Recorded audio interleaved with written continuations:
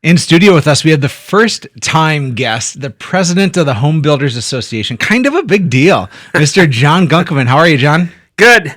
Actually, outgoing president. Oh, on the way out. On the way, I officially am replaced with Derek Guthmiller. Okay. From Gunkelman Brothers Homes. Excellent. In January. Okay. At our city night meeting. Okay.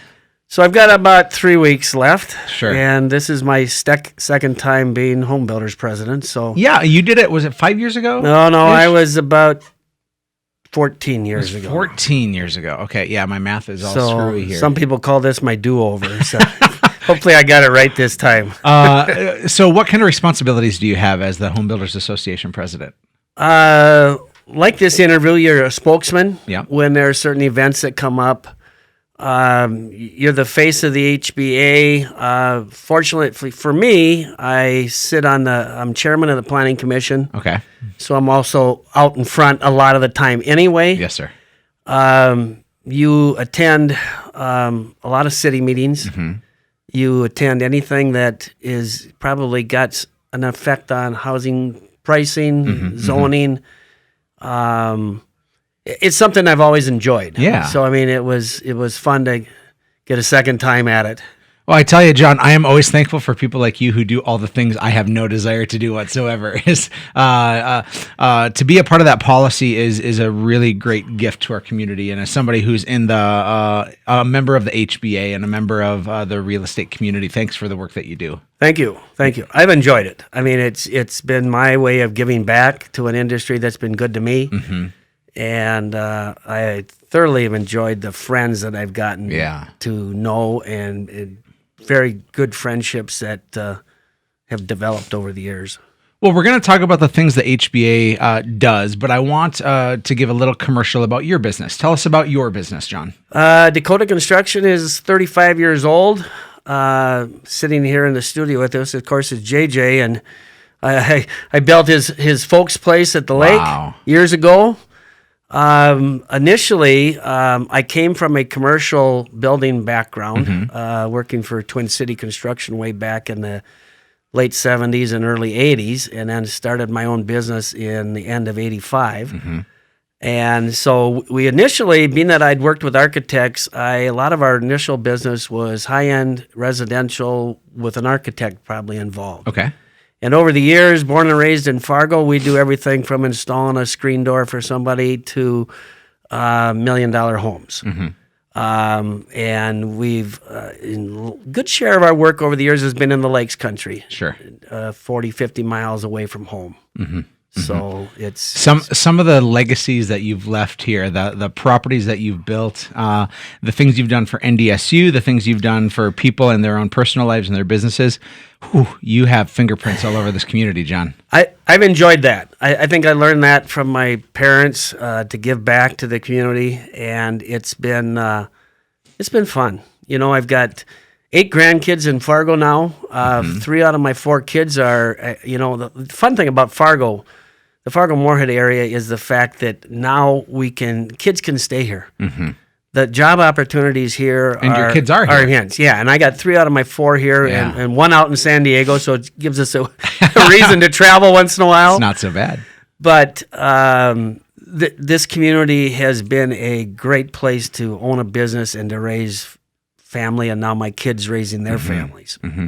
Well, you get talked about a lot at the Bison football games. I sit right next to the Marians and the Jordanheims, and so people I've worked for. Yeah, absolutely. And so we speak of you well. We speak of you often, and I even see your son at drop off for daycare. I see your wife at the gym. Like I'm basically a Gunkelman is what it comes down to.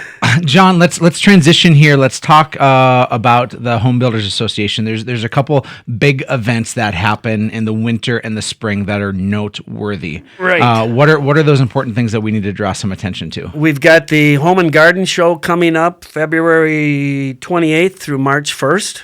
And that's always That's a 3-day event. Don't forget, there's 29 days this February. Right. Yeah. And again, look for the specials for Friday night. Mm-hmm. Free parking. There's going to be a beer garden this year. Yeah. And an area for kids activities. There'll be workshops. Right next to the beer garden, I hope, so the parents have something to do. Yeah. There's a kids gardening put on by the Fargo Public Library. We got the forums Don Kinsler. My daughter's going to be all about that. I have a 5-year-old at home, and she would love the opportunity to learn about some gardening. Yeah. And we got the NDSU Barbecue Boot Camp group.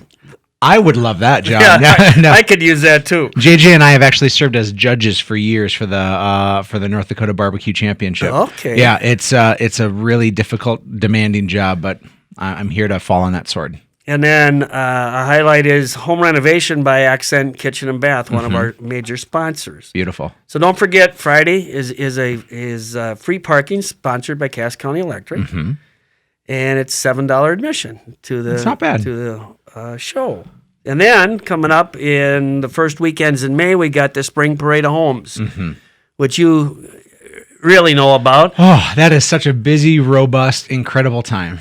And we're looking right now probably 70 to 90 homes in that parade. That's so many houses, John. And people will be amazed at the sprawl of our community, at how big it is distance-wise. I tell people all the time that the Fargo community is larger than San Francisco or Boston, square footage-wise, and you sure learn that on the parade. You do. And the fun thing about a parade, it lets builders show off their stock and new ideas. And I think the people that go through the parade are first of all, it's a fun way. Around here, when spring comes, it's kind of like a rebirth. Yeah. And people get excited about either remodeling or getting ideas, buying new homes. People like to see what's on it. And we did a survey and of 450 people that got tickets for the fall parade of home last year. And it was interesting that 35% of the respondents said they were looking for a home in the $150,000 price point to the $350,000 price point. And I think the average price point in Fargo is about $240,000 in the metro. Yep. And I think from what you see, that's been kind of the hot market. Oh, very much so. And the developments that are coming on board, with the smaller lot sizes to help with special assessments, which was also kind of been a hot topic during the last year with the Special Assessment Task Force. And I think we got some good things out of that. It's the first step forward that I've been privy to in the last decade, probably. Yeah, and special assessments have been on one of our hot button lists at our Home Builders Association for as long as I can remember. But it's you're getting some of these down to that affordable housing market. You get some of those lots that now are down to 40 feet wide. Yeah, and that just takes that. Special assessments are on front footage. Yep. So it helps with that to get people into homes. It certainly creates complications when you're trying to figure out where to put all the snow, but it does. It creates opportunity when you think about limiting somebody's monthly payment when you include that special assessment. Right. Yeah. Right. So it's been it's been fun to see that movement. I think this task force finally made some headway. I think it's been a key issue with the mayor and with Tony Gehrig, Commissioner Gehrig. It's been a hot button with him, and that helps drive the the engine forward on trying to get some things resolved and try to spread them out. I think a little bit. Well, you've always lived in the Red River Valley. I've always lived in the Red River Valley. And when I first got into real estate, I was naive to special assessments because I thought that they existed everywhere. It's more here than anywhere else. You could go to Denver, Colorado. They have no idea what it is. And frankly, what you can get a $50,000 lot for here, plus your additional special assessments, you're going to pay $80,000 in Denver. So it's just a different way to pay for the lot. It's a balancing act. We've only had a handful of developments in Fargo over the years where the developers decided he'd put in all the utilities, and that drives up the lot price. Yes, it does. And so it is a juggling act.